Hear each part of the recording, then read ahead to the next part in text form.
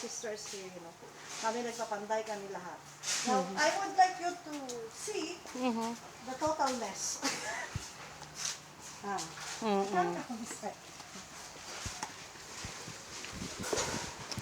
Ayan, mga tira sa mga manok ko. Cute. Watch out, please. Aha. Ito yung, yan yung laundry namin. That's our laundry na. Oh. Pati yung tangay, pati yung sa loob. Ayun, no, nakita niyo butas? Pati hanggang doon sa loob na butas. Wow. Kung ayun, yung nakita niyo may black na yun. Oo. Isipin natin hindi dapat, pero pati loob na tangay. Tapos basag ang mga salamin. Wow. Tapos yan, yung laundry yan, tanggal lahat yan. Pinantay-pantay na lang namin yan. Ayun naman, ayan, nakita nyo, that's our, pinagpantay-pantay na lang namin yan. May poultry. Oh, yeah, this is.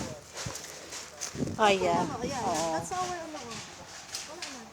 Ayan, si Sister Lorena. Siya sa Sarning Tagaytay. Oo. Tapos nagpunta siya dito para tulungan kami. Ang bahay nila, giba din. Total wreck din.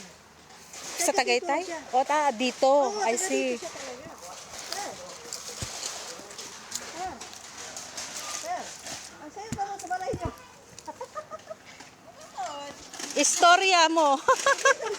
Dahil sa Canada sila. Ha? Canada sila. Okay. Mennonite Church, Canada. Ayan, ipaniwala yan sa bahay niya. Ini yung the whole concept yun. The whole ano. Dito lang banda sila sa medyo interior. Sa isang baryo. Kasi ito ba sa buong baryo nyo? Ay, ganun din. Nawala na rin yung bigong lahat.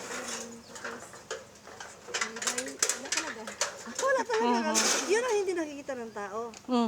Na wala kaming casualty. Pero, talagang wreck Totally lang. damage yung Totally ano. Hindi nyo to, kulungan ko to. Tignan nyo, nakatayo na yan. Tignan nyo nangyari. Ayun, ang paa niya, ako gumagawa niyan, ma'am. Ako nagpapanday niya mga yan. Yan, ang paa niya dito. Ito ang pinaka-stand niya. Oh. Yan yun, no? Yun na lang natira. Aha.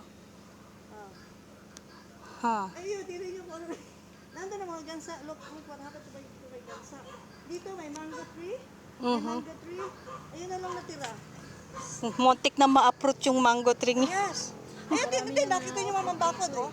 Oo. This is our piggery. Asan na yung mga baboy? Yeah, wala na. Wala na. Patay? Before it happened, at least na-dispose ang mga bakod. Oh, okay. Kala ko namatay din yung baboy. Wala. Tapos, aligay yung mama.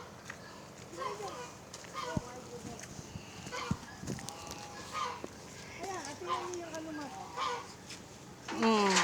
Yan ang laundry namin. Kaya nyo, pinababa na lang namin ng ano. Pangay lahat yan. Walang natira yun dyan. Wow. Walang natira yun dyan. Hanggang doon. Ito sa ito, ma'am. So, ano yung nakikita nyo? Pinag-ganon-ganon yung namin yan. Pinagtagki na lang. Yung nga, sabi ko, ayun, lumipad na naman yung pinako namin the other day. Sabi ko, tanggalin na natin dahil delikado yan, baka liparan tayo, ibenta na lang. Ay, ma'am, ang dami-dami ng event. Hanggang doon, ma'am, doon ako Ng yero. Yes. So what sister is planning is to use the relief goods to distribute also to the people, but then more on work for food program so that there will be My turkeys. the turkeys. When I was small, doon sila nasa loob ng Conda Dam, sa may inner garden. Ganyan sila kalaki. And thanks be to God, during the typhoon na according to my superior, talaga raw mga, so what they did, isa nilang pinunasan niya ng blanket and put them in a box and cover them. Then after 2-3 hours, yung nakatayo na sila. So nabuhay sila, yung tampo na lang natira. So this is their livelihood program. They have turkey, they have chicken, they have ducks. And what they need is to rehabilitate this place so they may implement the work for food program so that they could have help here. But of course they needed some yero, some other materials that would help rebuild this. So this is what she's telling. Hello. This one we call him Solo because they are together. They grew up together. Ah, Solo. Hello. Yan ma'am. I am the one going. Ako nagagawa ng mga yan. I like to have. Nilagyan ko ng ano dito because at night this is very very dark. Ito ma'am dati. We have a lamp post here. Ayan, nabalik na siya.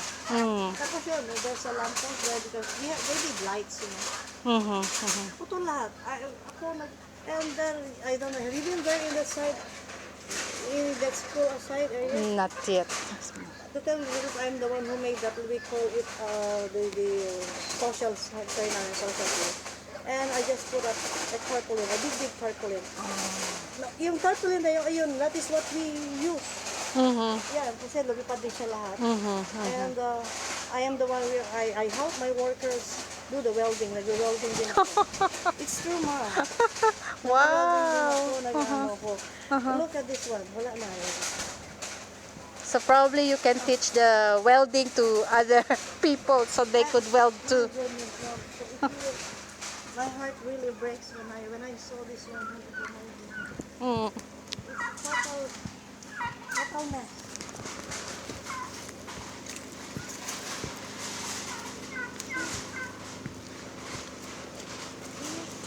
Look at that one.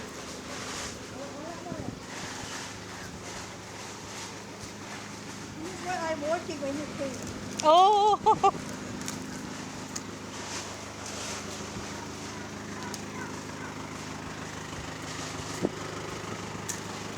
Ninyo. Lipad na rin ang yaro doon. Ay. Wala na rin.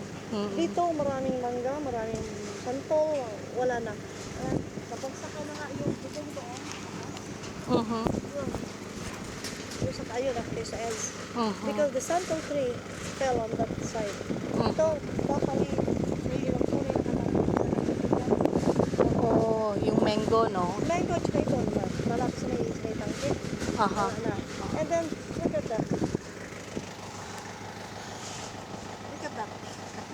So her heart breaks Really? seeing this. I love animals and I know that, you know, this is our livelihood. Really, but I'm so sorry. Talagang,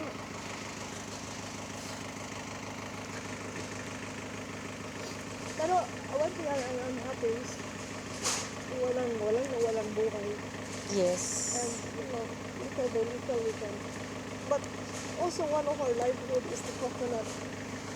Now, habang coconut ang namatay na, wala na.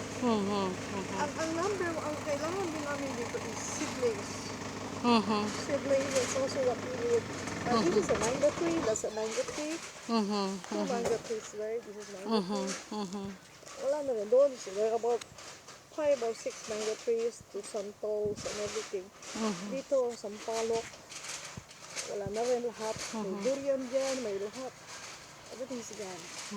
This used to be her mom's place that she inherited and she donated to this ministry. And all she wants is to help people. That's why she's doing this livelihood program. But now, because of Pablo, they have to start back from zero. So let's continue to pray for them and for the rest of the people that were victims of Pablo. Mom, I would like to show you something.